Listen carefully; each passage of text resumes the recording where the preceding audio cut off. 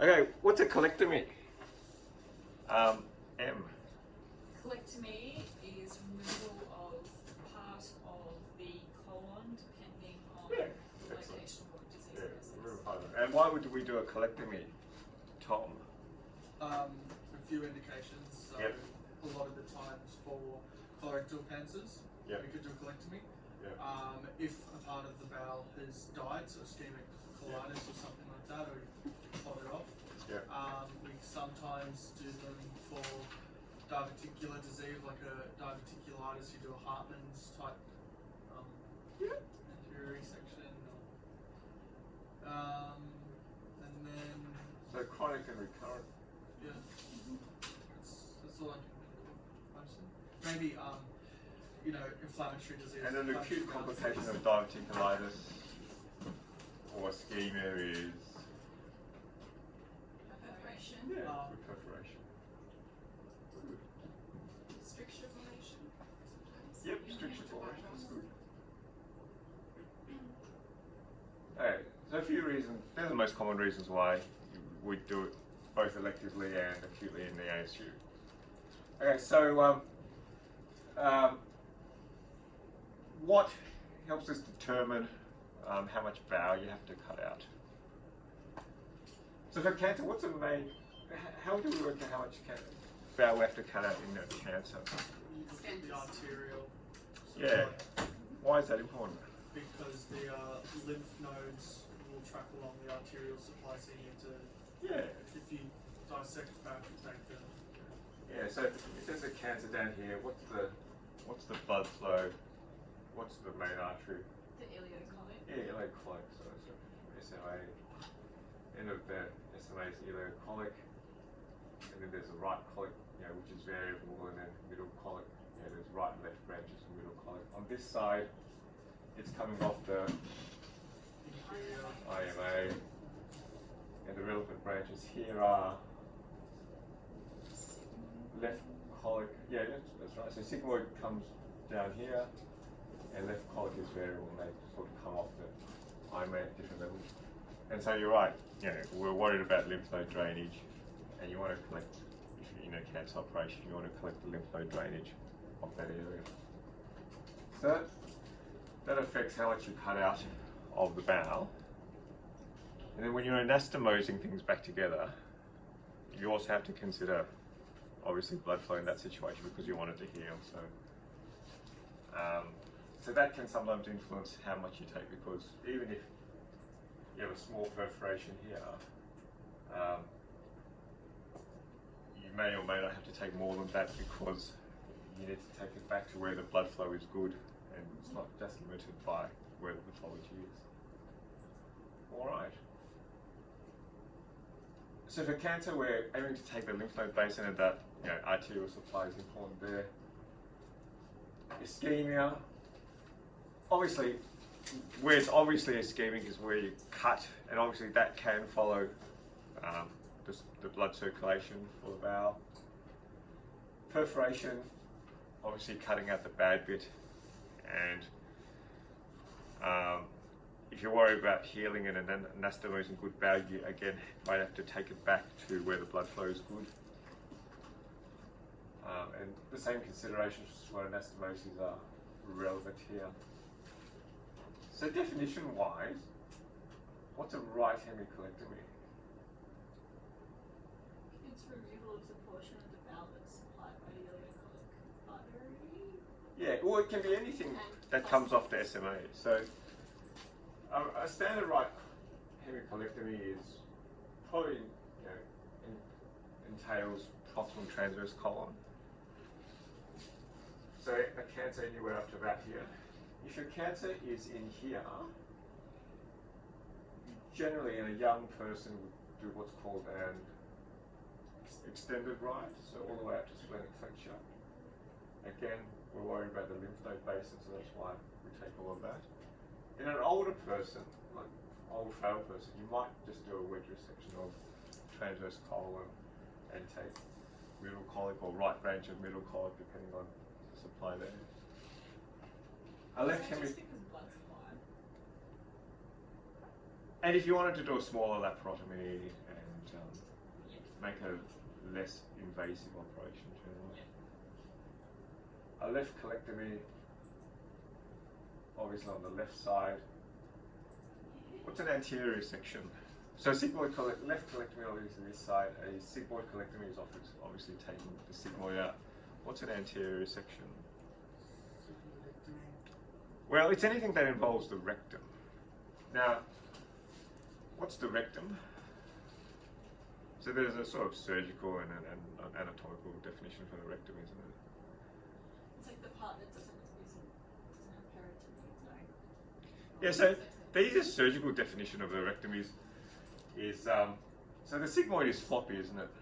It's got a mesentery. So where the sigmoid becomes mobile and comes away from the sacral promontory is where the sigmoid starts. And everything inferior to that is rectum. And anatomically, the definition might be slightly different, but it's in a similar vein.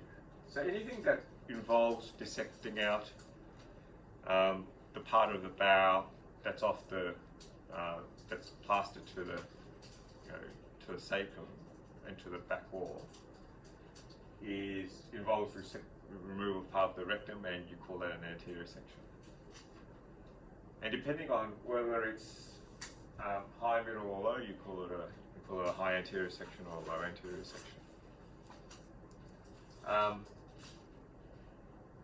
What's the blood? So if we remove all that, what's the blood flow? If we do an anterior section and we take out half the upper part of the rectum and part of the sigmoid, what supplies the blood to here? Yeah, and they come off. Eventually, they would have come off the internal like hemorrhoidal arteries and stuff like that through that way, don't they? Yeah. So, after blood flow coming here to supply blood flow from this side, and obviously blood flow from this side. Depends where you've taken it. So if you just take the sigmoid artery, then you've still got left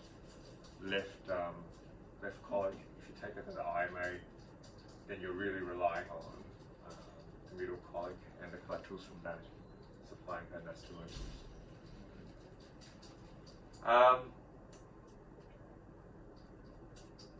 Now, if you've got a cancer down here, Stevie J gave you a talk on the anal canal. Yeah, so what's the anal canal? Hillary.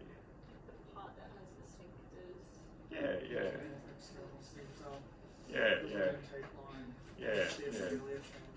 Yeah.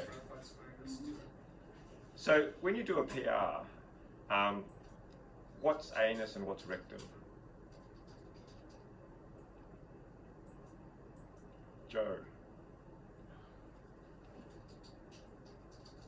Is it to do with the change in the mucosal lining?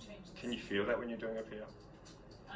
I can feel it's you can feel squamous. the relaxation of the sphincter, like when you go past the sphincter. Yeah. So your finger goes in, and you're going through a cylindrical tube, and then your index finger, your digit, all of a sudden falls into a big hole, doesn't it? Yeah.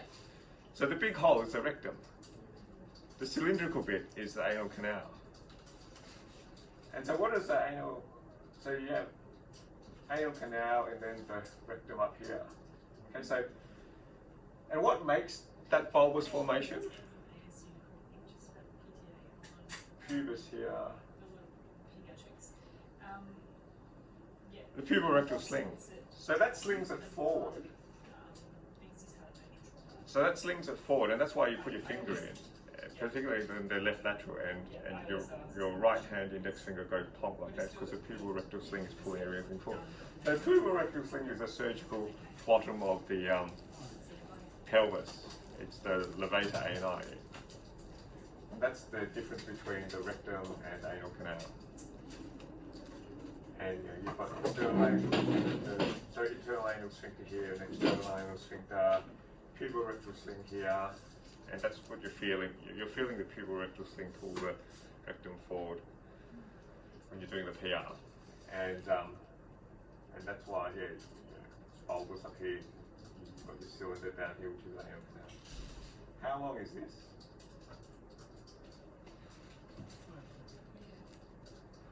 About 4 centimeters. Where does the anus start on the outside?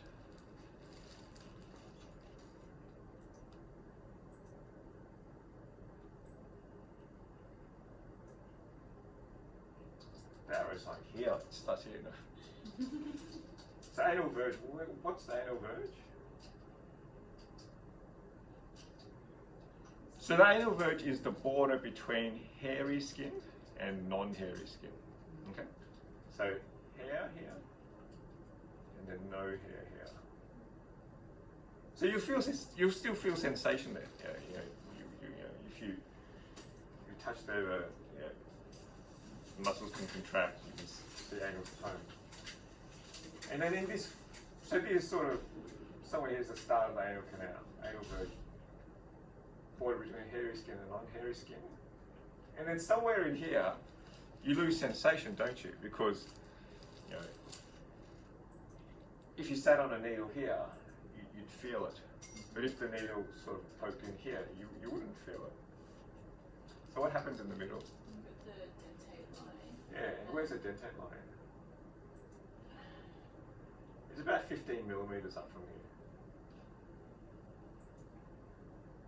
But this is variable, and the nervous supply for the dentate line, it's not exact, it's not precise. So some people might feel it a bit more here, and some people might feel it a bit more down here. But approximately 15 millimeters up, and then another 25 mil between dentate line and pubo-erectal sling. Okay.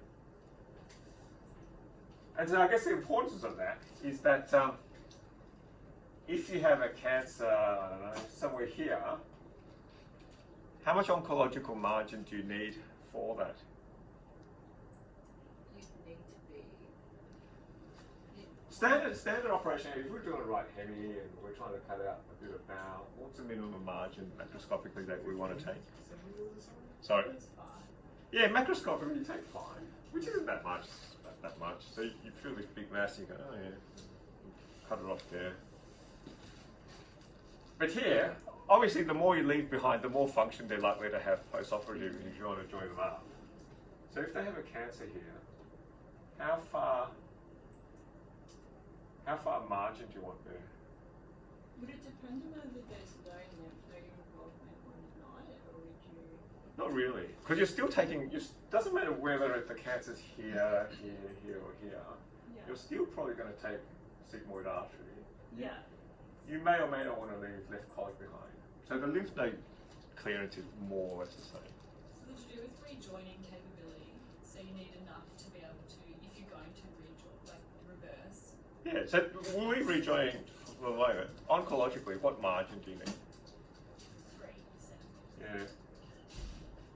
Look, ideally over here, we take 5, but because we're considering rejoining, generally the specialised colorectal surgeons are happy with a 1 centimetre macroscopic margin and a 1 millimetre pathological margin. Obviously, if the pathologist comes back and says, sorry buddy, the cancer butts the margin, you have to go in and take some more. And that's not a pleasant experience at the MDT. but so yeah, 1 centimetre macroscopic, and hopefully they'll give you at least a 1 millimetre microscopic margin. So the relevance of that is that you measure your own finger. It's about 7 or 8 centimetres. Everyone's finger's a little bit different. Your finger goes in. 4 centimetres is taken up by the anal canal, and then you can probably, pushing as hard as you can probably get about 3 centimetres above it, and then maybe in a thin person you might want a ballot, and so if you push really hard you might be able to get up to 5 centimetres, but you probably only get 3 to 5 centimetres above that. So if you can touch a cancer, you want to get an inkling of how far it is from where your finger falls into the rectum. Because if you feel a cancer and then you take a centimetre off that, then you might only have 2 centimeters to join everything back up if you want to leave all of the anal canal intact. Now people do join into the anal canal as well, but obviously your function's going to be worse in terms of continence and the lower you join. And even if you left all that intact and you had 2 centimeters here, your function's still far inferior to what you were before. Now, if the cancer was sort of here, and the colorectal surgeon wasn't going to be heroic and try to join somewhere down here, apart from the fact that somehow you've got to like exactly have a 1 centimeter margin, what operation do you do there? And what's that operation called? Yeah, so what's that? That's APR. before they used to do the anterior resections, that's the approach they take. So they take out like the perineum. I'm not sure. Yeah, so basically you just take an ellipse of the anus, and it's quite a morbid operation. And you do the standard anterior section from above. You mobilize the colon and rectum. You mobilize the mesentery of the rectum in the same way as you want to resect the mesentery of the right colon to get all the lymph node drainage. And then once you get to the around the level of the levator, the pelvic floor, tuberorectal sling, a second operator or the primer operator can go to the lower end, just draw an ellipse around the anus and just cut it out, and then you join the two together. So in the end, that means you won't have a back passage, and you'll have a stoma for life. So yeah, right hemi or transverse colectomy, left hemicholectomy, sigmoid colectomy, anything that involves the rectum becomes an anterior section. It's high if you have plenty of rectum to join onto. It's a low anterior section if it starts getting hair raising to join back up. Abdominal perineal resection if you're also removing the anal canal. So this recent patient who's had an ultra low anterior resection, that's sitting still within the rectum, but right down, giving yourself a minimal margin for a rejoin. Yes. Right. Yeah. Now other terms you hear bandied around are subtotal colectomy, total colectomy, and proctocolectomy. What do they mean? What does proct refer to? Rectum. Yeah, the rectum. It's funny, so like a proctoscope, in theory is supposed to see the rectum, but really you only see the anal canal with a proctoscope. And a sigmoidoscope is supposed to see the sigmoid, but you really only see the rectum, and you might see the start of the sigmoid, but you certainly won't be able to see the whole sigmoid with a rigid sigmoidoscope. But anyway, yeah, procto refers to the rectum. So a proctocolectomy means taking all of the colon and all the rectum. Okay? A total colectomy means you take all of the colon, which means all the way down to the peritoneal reflection, ala of the sacral promontory. Subtotal colectomy means Anything else? Maybe a bit more than a right. no, subtotal colectomy means you almost take all of the colon, so you leave some sigmoid behind. So you encounter that more in the ASU than electively, and why do we do that? It's a sigmoid. So it's usually done in acute colitis, so acute Crohn's colitis or ulcerative colitis, and I guess sometimes if you've got, it won't be in a megacolon situation. So it's more UC or Crohn's colitis. You probably won't apply for megacolon or a C. diff colitis or an ischemic colitis, because in those three conditions you just have to cut out the bad bit wherever it is. But in Crohn's or ulcerative colitis, that's about reducing disease burden rather than curing everything right away. And so even if you've got bad UC, you know that UC starts from the tail and works its way up. If you've got a bad ulcerative colitis and they're toxic from it, usually you just take most of colon and leave a little bit of sigmoid behind, because the cure for UC is obviously remove everything, which would involve eventually either an abdominal peritoneal resection or anastomosis of the small bowel to anus.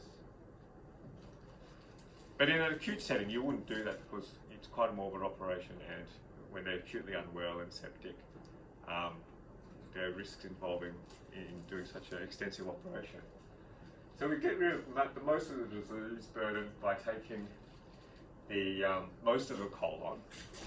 And the reason why you leave a little bit of sigmoid behind is, one, you don't have to start dissecting into the retroperitoneum where you could do more damage in an acute situation. And two, you often tie the sigmoid up into the abdominal wound, just so that if that becomes acutely distended, it can blow out down the bottom. But if you just had a end staple line floating around the abdominal cavity, that can blow into the abdominal cavity. And so you often stitch a little bit of the corner of that to the wound, so that if the stump blows, it blows into the wound, and you can get access to it.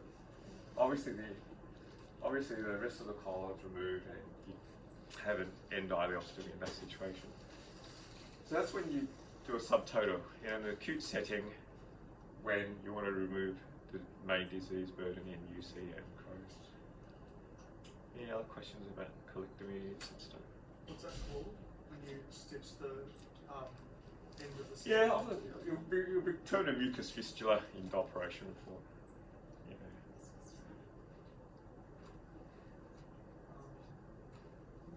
Anything else? No. Okay, we'll leave it there. Okay, what joints do you want to talk about? Pipes and different anastomosis you can have, and the formation of like end ileostomy. Yeah. And a loop ileostomy. Sure. Okay, so joining is anastomosing two bits of bowel together. In the rectum, often you use a circular stapler, and you put the circular stapler device through the rectum, a spike comes out, and you put a anvil device through the other end and connect it together, and the circular stapler is very clever and puts two layers of staple iron and then cuts in between. So so the staples, you should have 3 layers of staples actually, holding the whole thing together. That's how you anastomose in the rectum. You can hand sew it as well, obviously a little bit more fiddly. Similarly, in the rest of the large bowel, so the 2 main operations are either an anterior section. If you did a left colectomy or sigmoid colectomy, you have the choice of either hand sewing it or doing a staple anastomosis. And similarly, in a right hemicholectomy, you're then anastomosing small bowel to colon, and again it can be a stapled anastomosis or a hand sewn anastomosis. Now, if you've done an anastomosis and the concern is that if there is a leak, the patient is at significant risk due to comorbidities, and you want to negate the risk or the morbidity of a leak while the anastomosis is healing, you can bring out a stoma. And to make it easy to put back together, you usually bring out a loop stoma. So often in these situations, you bring out a loop ileostomy. So if you find a piece of free ileum that's fairly mobile, and you bring it up to the abdominal wall, and you make a stoma that way. Before the operation, you might have marked the best places for a stoma, and Naomi is pretty good for that. And what sort of things does she look for there? So normally they're in your right left lumbar region, and they're looking at the abdominal wall folds, but also the care of the quality of the skin in that region in terms of any ongoing infections and if they've had any past surgery as well. Yeah, so away from old scars, in a place where the patient can reach with their hands, away from any skin creases, because a skin crease makes it harder to put the appliance on. And sometimes you try to match it, with their belt or something, or where the top of their pants are. Bringing up a loop ileostomy, you want to make sure that you bring the correct end up. You don't have the wrong end. Because obviously if you bring out the wrong end, then you're creating a bowel obstruction.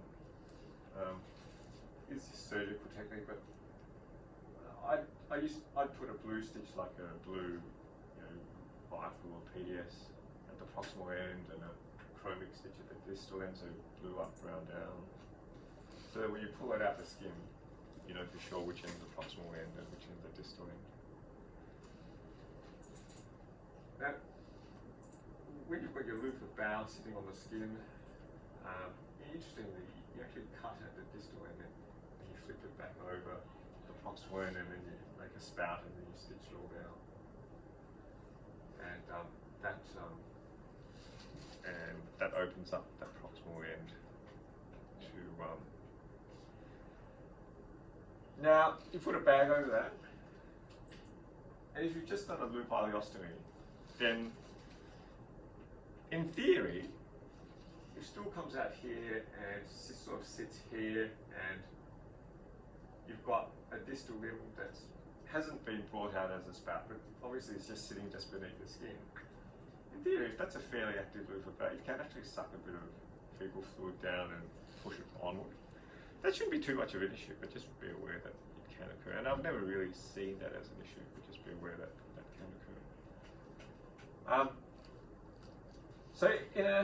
So often if we're protecting a stoma down here, a joint down here, we'd bring up a loop ileostomy, because the small bowel is obviously smaller in caliber, and it's probably easier to join back later on and put back into the abdominal cavity. In a patient like our lady who's had the large bowel obstruction, she's not a good case because she's probably got lots of obstruction points from her malignancy. But in someone who has a garden variety large bowel obstruction, one blockage, one lesion, apart from a stent, before we had stents, what was the stoma of choice to decompress them? Muhammad Ali.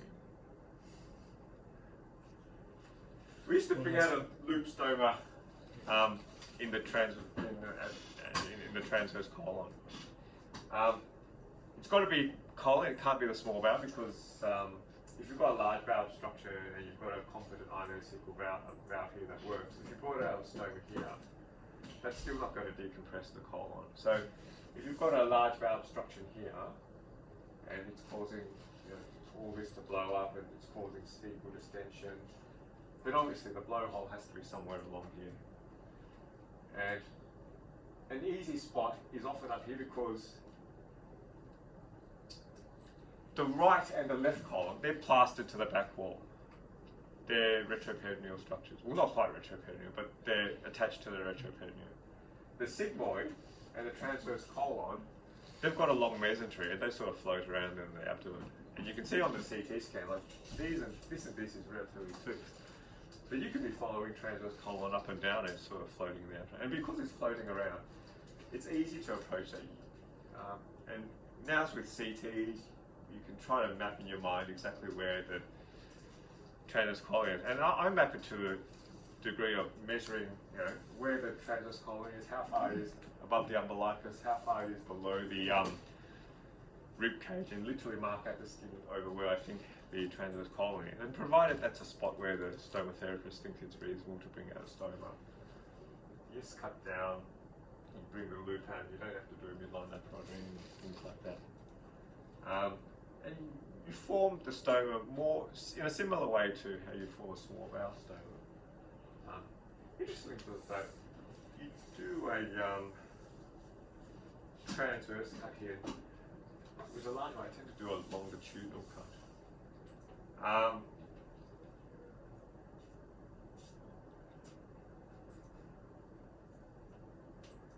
And the only other main difference is you often put a rod underneath a large bowel so that it doesn't fall back into the abdomen, and often use an IDC to put a rod underneath the large bowel in a loop transverse colostomy. Yep, seen that. And they can sometimes bring it out on the surface, it's just to hold it up. Yeah. And you can take that out after about 8 weeks once it's healed and it's less likely to retract into the abdomen. Any other questions about stomas at this time? That's loop. Yeah. Those. So they're loop, and then equally, if you wanted to make an end, rather than bring out the loop and open out both ends, you can just staple it off. Leave one end inside, bring out the other end, and it's just an end. Yeah. And our gentleman who had a Heartland cyst, he's got an end descending colostomy. Yeah. So can you reverse it? Yep. Same sort of process. Yeah, so you take down the stoma and then try to join it up to the stuff that's remaining down there. Yeah, and then just move. Yeah. Yeah. Okay. Circular stapler and Yeah. staple the two bits of bowel back together. So when do you choose an end ileostomy? Who do you choose that for? End ileostomy if you think it's going to be permanent. Yeah. And end ileostomy when you haven't joined it back to anything, you just bring out that end out. Yeah.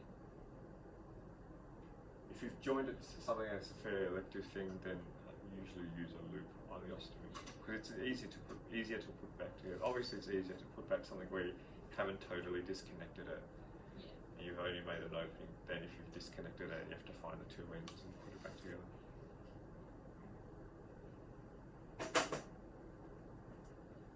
Any other questions, queries, worries for the moment? Okay.